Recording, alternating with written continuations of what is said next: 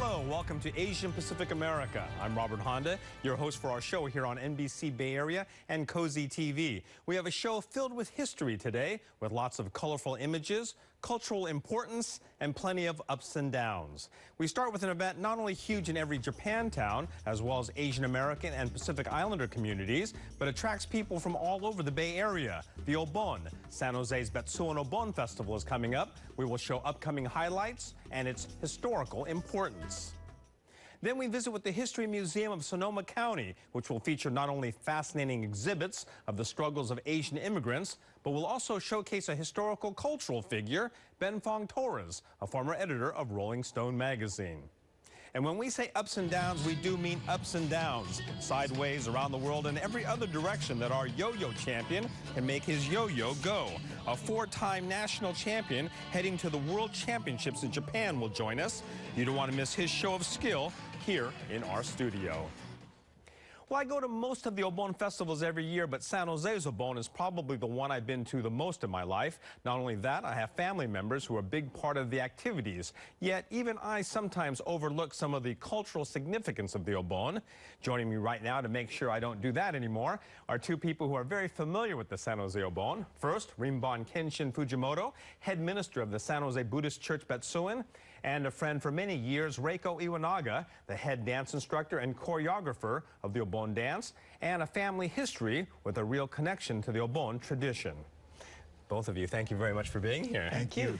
Reiko, give us an idea, because a lot of us know it, but many people don't. Your family's connection to the Obon even being here. Right. Well, my late father-in-law was the one that was invited to come to the United States and demonstrate some of the dances. And because the communities were so isolated, it was a delight. And along with that, he introduced the Obon at different temples.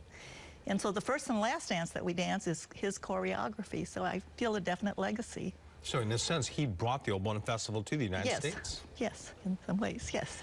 Ramon, give me an idea here in terms for people who don't appreciate it. They know it's always fun to go to. There's always good food. There's always fun things to do. But give us an idea in terms of the importance to this, to the Japanese American community.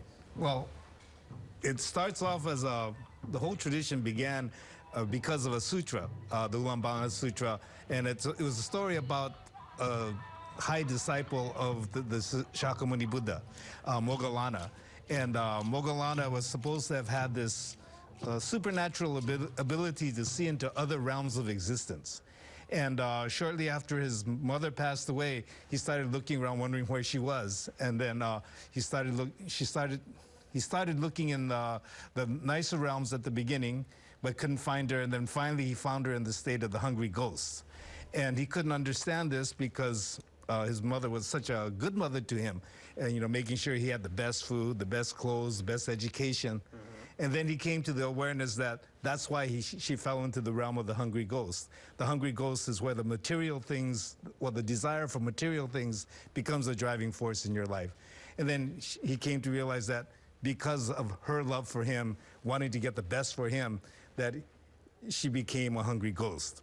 So he didn't know what to do, so he would ask the Shakyamuni Buddha what he should do, and the Shakyamuni Buddha told him that if he provided a feast for his fellow disciples, then something might be done.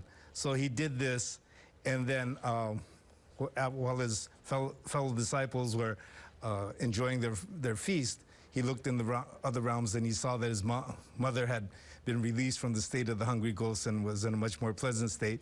So because of that, he started dancing up from joy. And his fellow disciples joined him in that dancing. And this is also why in our tradition, we also call it the Festival of Joy. Obon is the Festival of Joy. In his joy of dancing, and because of his mother being in a better place, everybody joined in to help him in sharing his joy there.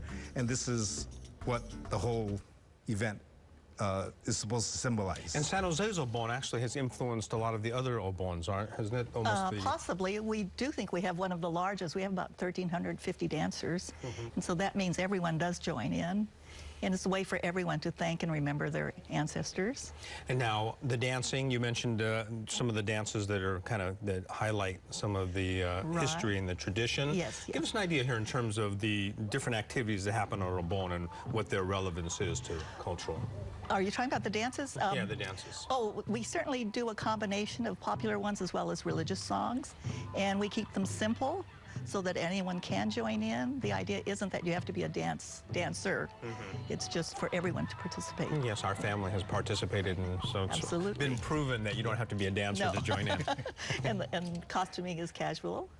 And of course, for San Jose, we have the festival along with it, which makes it a lot of fun. By the way, I noticed that there was no bingo last year. Yes. You know, enough people mentioned it to me that I thought I'd better bring it up here. So we miss it too. Right, it's not going to be bingo, but I think they're hoping to bring it you do back. get to drink, there are though, some regulations, and that's what they're working around. Right, exactly. The police have the permits, right? Absolutely. Okay, just so people understand that it's not that anybody's against bingo. But we do have free shuttle service and a lot of other games and good food. Ramon, give me an idea here in terms of what do you hope that people get out of being at the Obon besides just having fun? What do you hope that they kind of take away from it, especially people maybe who are coming from the outside? Well, we have the temple open for a brief explanation and such about 3 times during the time as well. But because a lot of it is rooted in the Buddhist tradition, right? yeah, it is rooted in the Buddhist tradition. But even more, it's a matter of people coming together, sharing, like I said, the sharing of the joy and learning about each other's community and you know, cultural differences and such, and to enhance those differences as well. How about the San Jose Obon, as opposed to a lot of the other Obons? You were talking a little bit about it being one of the biggest and probably one of the oldest, right? Possibly, yes. Well, so what do you hope that people will get out of coming to the San along Jose with Obon? Sensei, I agree with him. It's just an awareness of our tradition, the opportunity to thank our ancestors and understand that gratitude is so much a part of Buddhism. And are people able to just join in when they come? Absolutely, and they do, wearing whatever they want to wear. They don't have to come dressed Absolutely like you. not. Okay. Though we really appreciate you coming here dressed like that. Very colorful. Thank you both for being Thanks here. very much. We'll see you at the festival, okay? Thank you. Please come. The San Jose Obon 2015, July 11th and 12th, around the San Jose Buddhist Church Betsuin. The temple opens at 11:30 a.m. For more information, you can go to sjbetsuin.com. And coming up, exhibits and a special event for the History Museum of Sonoma County, starring legend Ben Fong Torres. We'll talk about that next.